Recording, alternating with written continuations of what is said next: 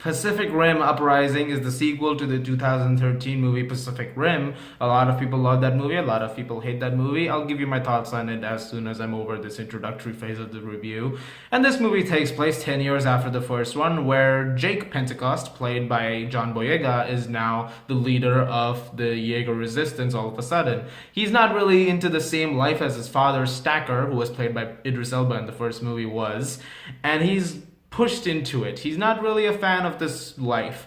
However, there seems to be something boiling under the surface regarding the return of the kaijus. It really feels like they could be back very, very soon. And so suddenly things are on high alert once again, and we now have ourselves a sequel to the first Pacific Rim movie. The first movie for me was actually a pretty enjoyable experience. That said, I don't love the first Pacific Rim movie. I think it's a fun movie. I have issues with that film, particularly its writing. I feel like that movie is extremely hollow, and I didn't think the characters were really the greatest. I liked Idris Elba a lot, and I think some of the moments where you look into Mako Mori's past in The Drift, I thought that was also really, really effective. I would like to actually have an entire movie just about her entire memory, everything that led up to the point where she was saved by the Jaegers. That would have been a really cool movie, and I'm pretty sure we'll get that someday, knowing the spin-offs world that we live in. If you thought the first Pacific Rim, however, was hollow, just like I did, Uprising's gonna do you no favors. This is a much more hollow movie. You care about no one in this movie.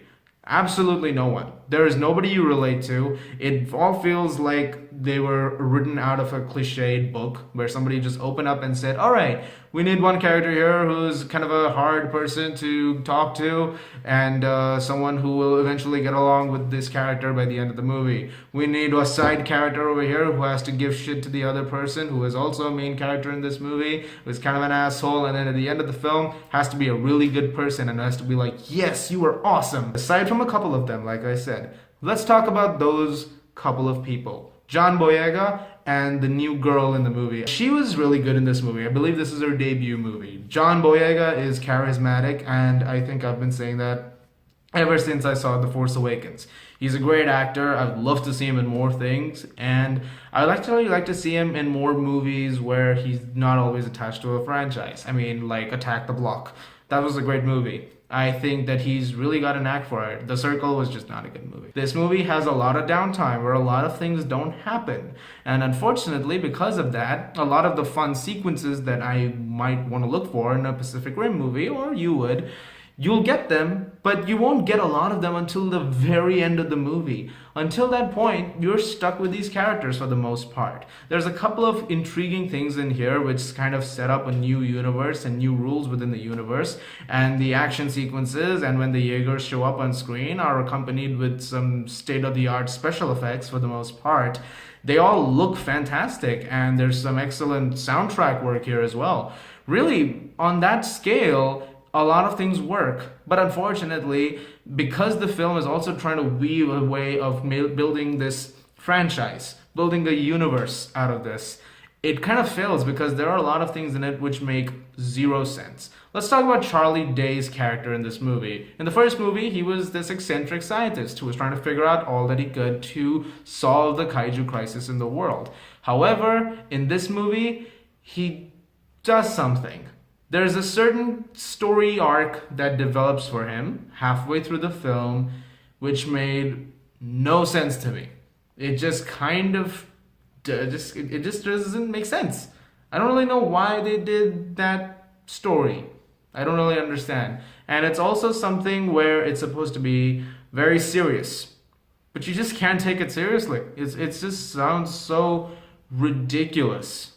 And it doesn't make sense. It doesn't make sense for his character above all else. Now look, I'm not gonna be the guy who's gonna make a movie about robots fighting monsters, a film critic essay. I feel like that's the last thing people want to see. But it's a film, and unfortunately, if you want to have fun watching this movie, there's a lot of things that don't work here. By far, my biggest problem with this movie, aside from the hollowness of these characters and the writing and the way certain character decisions are handled, this film unfortunately felt a lot like a product to me. It felt like a franchise continuing movie, or something that a studio came up and said, we need to make this go on longer than one movie or two movies. We need to set up a cinematic universe here. And in that sense, this film feels a lot like a movie that just exists so they can set up a sequel to something else that they're developing later on, which they do. The film ends with a cliffhanger setting up a sequel right up front. And it kind of has a very, I don't want to say this, but Independence Day resurgence-y feeling. And that's exactly how I felt after watching this movie. It just felt like Independence Day resurgence was to the first Independence Day. I was very disappointed with this movie. I wish it could have been a lot better, and hopefully sequels down the line will try and improve it, but now it really feels like they're starting a new robot franchise like in vein of Transformers just because they want to. And I get the idea. You want to make it this financial thing, but this film feels like a financial decision. And that's kind of what's sad about it for me. I'm going to give Pacific Rim Uprising a 6 out of 10. Guys, thank you so much as always for watching. Look forward to more reviews very soon. If you like this, please do subscribe, and I'll see you guys at the movies.